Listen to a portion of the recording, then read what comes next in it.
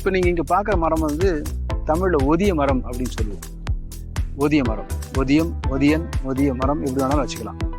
இந்த மரத்துக்கு இங்கிலீஷில் இந்தியன் ஆஷ்ட்ரின்னு பேர். ஏன்னா இந்த இது வந்து கொஞ்சம் சாம்பல் நிறத்தில் இருக்கிறதுனால இந்த பட்டை வந்து அப்படி ஒரு பேர் வச்சுருக்குறாங்க, இந்தியன் ஆஷ்ட்ரின்ட்டு.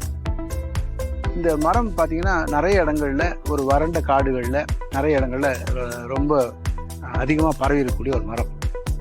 இதை வளர்க்குறது ரொம்ப ஈஸி. ஒரு கிளையை வெட்டி நீங்கள் வந்து வேலிக்கு ஒரு பாதுகாப்பாக வச்சா சில சமயம் உள்ள இருக்க நட்ட மரம் சேர்த்து கூட இது வளர்ந்துடும். அந்த மாதிரியான ஒரு சீக்கிரம் வேர் விட்டு வளரக்கூடிய ஒரு தன்மை இருக்குது. நிறைய போத்து மூலமாக தான் நம்ம வளர்த்தோம், நிறைய இடங்களில் நட்டுருக்குறோம். முதல்ல ஒரு ஒரு இடத்துல வறண்ட இடத்துல காட்டை உருவாக்கணும்னா இந்த மரத்தை கொண்டு போய் நட்டுடலாம். இதை நட்டிங்கன்னா அது வந்து தன்னால் வளர்ந்து வந்துடும். பெரிய அளவுக்கு தண்ணியும் தேவைப்படாது. இது எப்படி பரவுதுன்னா இதில் இப்போ விதைகள் வந்து பழங்கள் வந்து நல்ல சிவப்பாக வரும். பறவைகள் சாப்பிட்டு அதனுடைய விதைகள் பரப்பி அந்த மரம் வந்து நிறைய வளருது.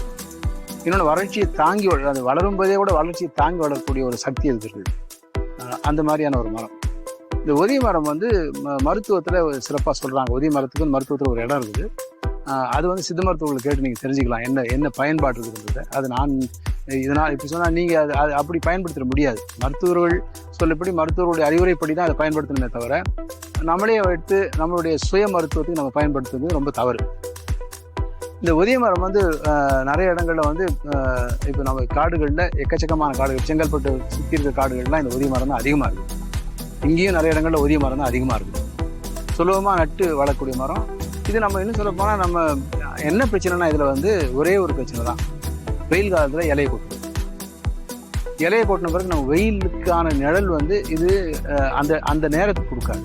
மற்றபடி மற்ற நேரத்திலாம் இலை இருக்கும், நல்லாயிருக்கும். வெயில் காலத்தில் இலையை கொட்டும். அப்புறம் பூ வந்து தொங்கும். பூ வந்து பெரிய நீண்ட காம்பில் தொங்கும், சின்ன சின்ன பூக்கள். இந்த மகரந்தம் வந்து காற்றுல பரவும். அந்த மகரந்தம் காற்றுல பரவுறது வந்து சில பேருக்கு ஒவ்வாமை உண்டாக்கலாம், அலர்ஜி மாதிரி, அந்த மூச்சு திணறல் அந்த மாதிரி பிரச்சனைகளை உண்டாக்குறதுக்கு வாய்ப்பு இருக்குது, உண்டாக்கி இருக்குது. அந்த ஒரு சின்ன சிக்கலை தவிர இந்த மரத்து மேலே எந்த குறையும் சொல்ல முடியாது. இந்த மரத்தை வந்து நம்ம நிறைய இடங்களில் மக்கள் அதிகமாக இருக்கிற இடங்களில் வேணால் நம்ம நட்டு வளர்க்காமல் போகலாம். மற்றபடி காட்டு பகுதிகளையும் காட்டை சுற்றி இருக்கிற வறண்ட பகுதிகளையும் இதெல்லாம் வளர்க்க வேண்டிய ஒரு மரம் தான். லென்னேயா கொரமாண்டலிக்கா. லென்னேயா கொரமாண்டலிக்கா இது வந்து அந்த முந்திரி குடும்பத்தை சேர்ந்தது.